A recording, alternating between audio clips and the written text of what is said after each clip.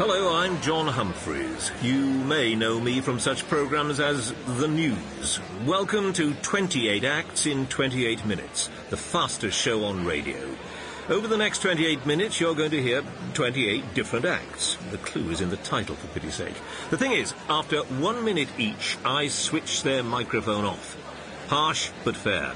28 to go then, and here's the first. Radio 4's 15-minute musical in 1 minute.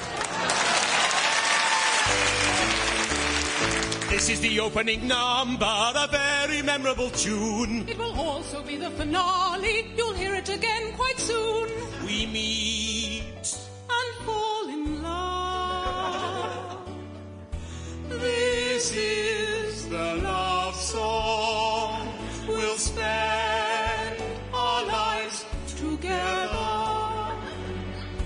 What could possibly go wrong? An obstacle is placed in the way of our happiness. Possibly a war or a lover or whatever causes great distress. I overcome the obstacle. Now we can be together. Our love will never diminish. This is the tune we started with, but this time with a bigger finish.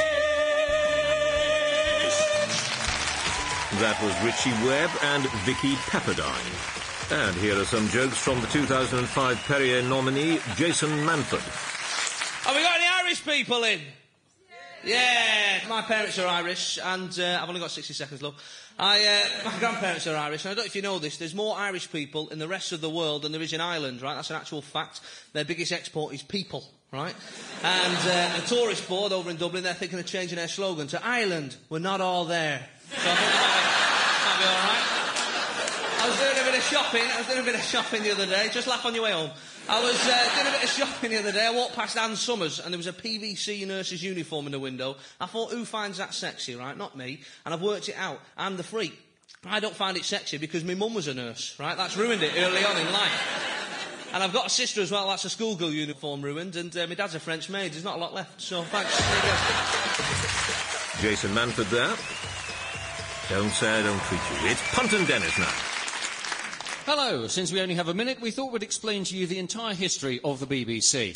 1926, the BBC is first set up. 1927, the Daily Mail first questions the licence fee. Broadcasting at this time is very formal. Good evening. It's 6 o'clock, and here is my butler with the news. 1928, John Yogi Bear demonstrates television to 300 people in commemoration. News 24 achieves the same ratings today.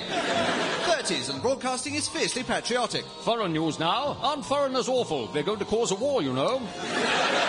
During the war, Britain's favourite DJ was Churchill. They want me to play Vera Lynn. Never! Then there was the morale-boosting Itmar. Can I do you now, sir? It may not seem funny now, but it wasn't then either.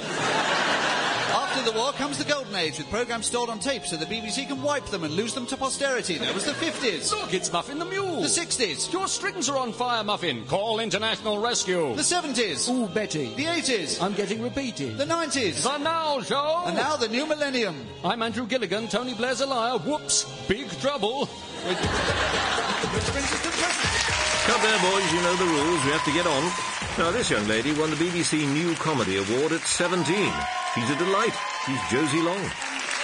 Hello. So my dad was bringing out a jacket potato for my stepmum Susan, but he was in a bit of a rush, so he forgot to bring out any cheese or any salad with it. And my stepmum said to my dad, "What am I supposed to have on this, Paul? Just butter?" And my dad goes back to the kitchen and puts some cheese on it and brings it back out again. Yeah, maybe my dad doesn't know as much as he thinks he does about what I should put in one of my routines. I tell you what, you want to put that in one of your routines, Josie? I think it's just funny in the moment, Dad. No, Josie, I think you should put it in one of your routines. Well, Susan, I'm not a step comedian, I'm a real comedian.